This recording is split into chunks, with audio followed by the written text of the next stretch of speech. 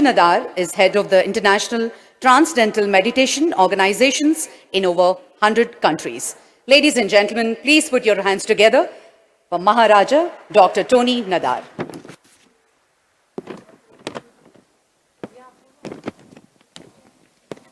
Holy and honorable spiritual leaders, honored guests and assembly participants, our gratitude to India as a whole for the eternal knowledge and wisdom that it offers to the world, our gratitude to the government of India, the Ministry of Culture, and Daji for convening this great assembly. This most auspicious assembly is unified by its acknowledgement of the existence of an aspect of reality which is not material. All spiritual leaders highlight and emphasize the importance of attending to an aspect of life which is beyond matter and even beyond physical energy, a reality which is transcendental to surface sensory perception. The relationship between the physical and non-physical has for millenniums inspired great debates in philosophy and religion, and recently also in science. There are physicalists on one extreme who propose that there is nothing spiritual, that consciousness and awareness are not real, but the illusory byproducts, epiphenomena of the physical activity of the human nervous system. At best, physicalists see consciousness as a conundrum. They often call it a hard problem, because mechanical objective reality cannot lead to subjective personal experiences. There are dualists who propose that reality is made out of two aspects, one objective, material, and one subjective, non-material. The questions that arise in dualist points of view relate to how these two fundamentally different entities, one natural, obeying strict laws, and the other seemingly supernatural, how these two interact and influence each other. Explanations resorting to supernatural powers are seen by scientists with skepticism. Scientists shy away from justifications that do not conform to objective laws. The Advaita Vedantic perspective, as brought to light by Shankara, Swami Vivekananda, and emphasized more recently by His Holiness Maharishi Mahesh Yogi, presents consciousness as primary. Not only primary, but all that there is. All being is consciousness, and it is consciousness that appears as becoming. All that is and all that becomes is consciousness. This is Advaita Vedanta. We propose that this Vedic perspective solves all the problems and conundrums of philosophy and science. On one hand, there is no hard problem of consciousness, since consciousness is all there is. Consciousness is also natural, at the same time immanent and transcendental. Indeed, what appears as supernatural is due to ignorance of more fundamental laws of nature. If one was to pretend 200 years ago that it is possible for two people to talk to each other and see each other across long distances, this would have been considered magical and supernatural. Today, we know with video conferencing, it is natural for everyone to do it across the globe and beyond.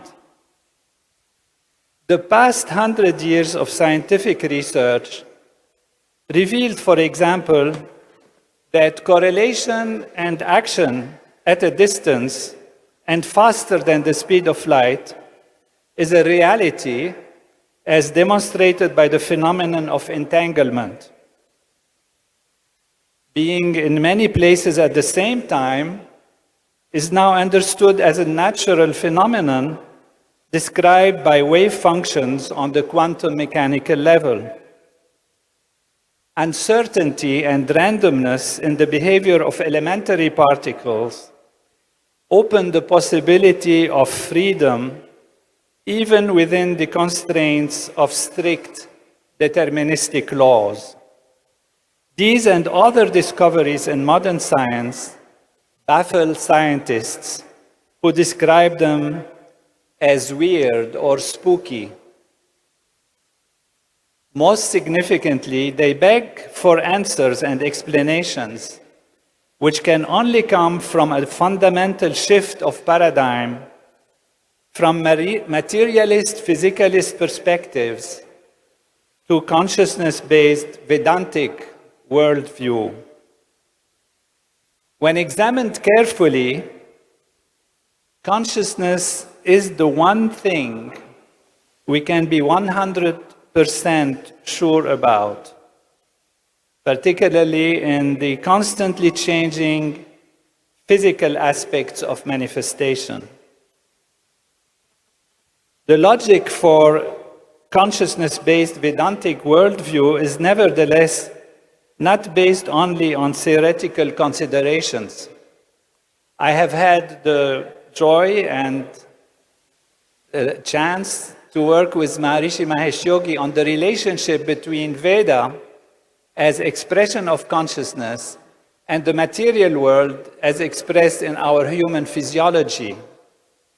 And I have discovered under his guidance that Veda is a blueprint of our body, that the Vedic sounds, the Vedic shlokas, the Vedic sutras, and suktas are actually organized as a perfect science that is replicated in actually our human physiology.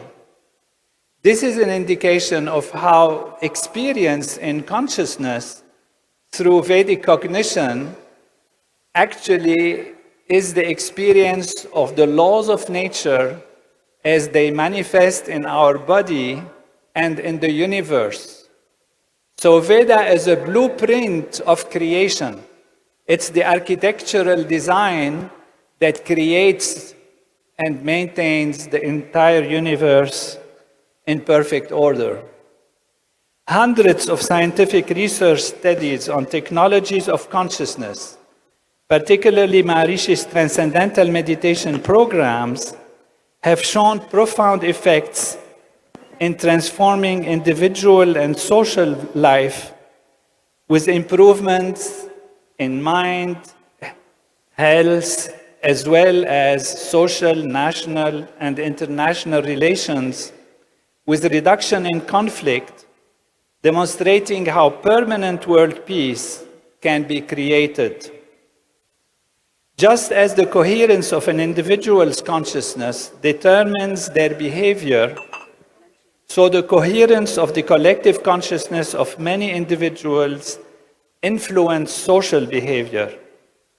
Practice of the Transcendental Meditation Program and the Transcendental Meditation Siddhi Program, brought to light by His Holiness Maharishi Mahesh Yogi from the Vedic tradition, produces a powerful influence of coherence in both individual and collective consciousness, reducing both individual and social stress.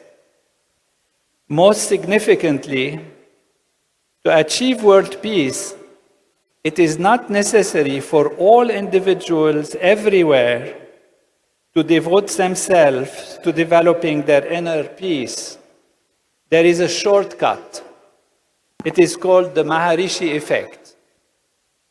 The Maharishi effect is the positive result when 1% of a population practices a transcendental meditation technique, or the square root of 1% of a population practices the advanced TM and TM-CD programs together in one place. It is characterized by significant improvements in societal trends, decreasing negative factors such as crime, accidents, hospital admissions, and indicators of conflict and violence, including war death, and increasing positive economic and social tendencies. The usual methods of crime prevention, such as policing and corrections, and of conflict resolution, such as military presence and diplomacy, have shown only temporary and minimal results. They rest on coercion or negotiation, while the underlying problems of high stress levels with limited consciousness and narrow awareness remain reduced, remain limited. This reduced vision and creativity manifest as economic and social turmoil. These cannot be resolved by force and compromise. A worldview that considers physicality and material possessions as primary and all there is will always lead to conflict, opportunism with short-term, narrow, and limited perspectives. Leaders who aim to administer societies effectively turn to science for guidance. Besides the hundreds of scientific research of benefits of TM, to date there are 116 scientific papers documenting the Maharishi effect. Of these, 54 empirical studies were published in peer-reviewed scholarly journals and have been demonstrated, their effectiveness has been demonstrated worldwide. These studies have been conducted by different organizations, not necessarily our own, and the Maharishi effect has been shown to be scaled from small towns to states, to ethnic diversity in nations, and to the whole world. And today we have also studies that show transformation in brain coherence, in physiology, and the genetics of the physiology when these people practice the programs together. How does this work? There are 20 theoretical papers on the Maharishi effect. In short, the Maharishi effect is a field phenomenon operating in the consciousness field of the unified field level of natural law. For populations surpassing 8 billion, like the world population, 10,000 people would be enough to create the Maharishi effect and accelerate progress toward world peace.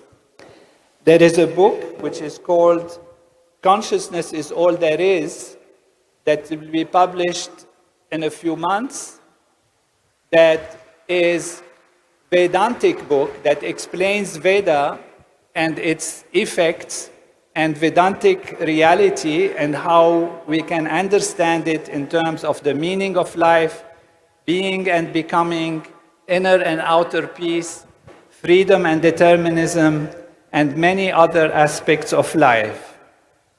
We look forward to seeing this great assembly lead to great decisions and actions from this land of the Veda, Veda Bhumi Bharat, as Vishva Guru, on the most spiritual level, offering and implementing Vedic technologies of consciousness as a perfect science for happiness, health, prosperity, and world peace. Thank you.